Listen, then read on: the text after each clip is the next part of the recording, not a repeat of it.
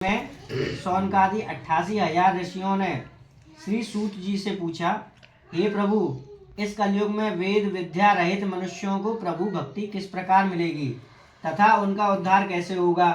इसलिए हे मुनिश्रेष्ठ, कोई ऐसा तप कहिए जिससे थोड़े समय में पुण्य प्राप्त हो तथा मनवांछित फल मिले।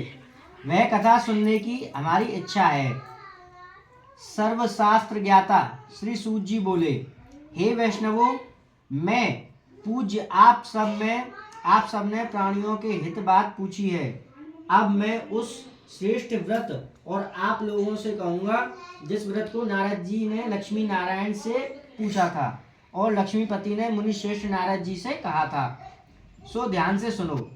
एक समय योगीराज नारद जी दूसरों के हित की इच्छा से अनेकों लोकों में घूमते हुए मृत्यु लोक में आ पहुँचे। यहाँ अनेक योनियों में जन्मे हुए प्राय सभी मनुष्यों को अपने कर्मों द्वारा अनेकों दुखों से पीड़ित देखकर सोचा, किस यत्न से करने से निश्चय ही प्राणियों को दुखों का नाश हो सकेगा। ऐसा मन में सोचकर विष्णु लोक गए।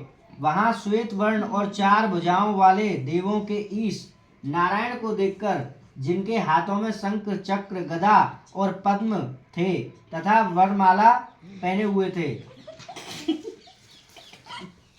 स्तुति करने लगे, हे भगवान, आप अत्यंत शक्ति से संपन्न हैं। मन तथा वाणी भी आपको नहीं पा सकती।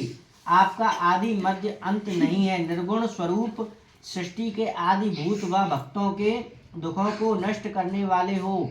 आपको मेरा नमस्कार है। नारद जी से इस प्रकार की स्तुति सुनकर विष्णु भगवान बोले, हे मुनिश्रेष्ठ, आपके मन में क्या है? आपका किस काम के लिए आगमन हुआ है? निसंकोच कहो।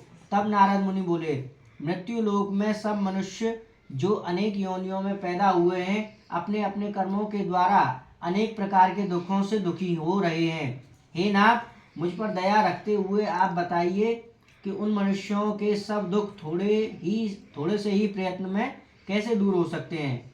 हे नारद, मनुष्यों की भलाई के लिए तुमने बहुत अच्छी बात पूछी है। जिस काम के करने से मनुष्य मोह से छूट जाता है, वह मैं कहता हूँ। सुनो, बहुत पुण्य देने वाला स्वर्ग तथा मृत्यु लोक दोनों में दुर्लभ एक उत्तम व्रत है। आज मैं प्रेमवश होकर तुमसे कहता हूँ, सत्यनारायण का यह व्रत अच्छी तरह विधि पूर्वक करके मनुष्य आयु पर्यंत यहाँ सुख भोग कर मरने पर मोक्ष प्राप्त होता है। श्री भगवान के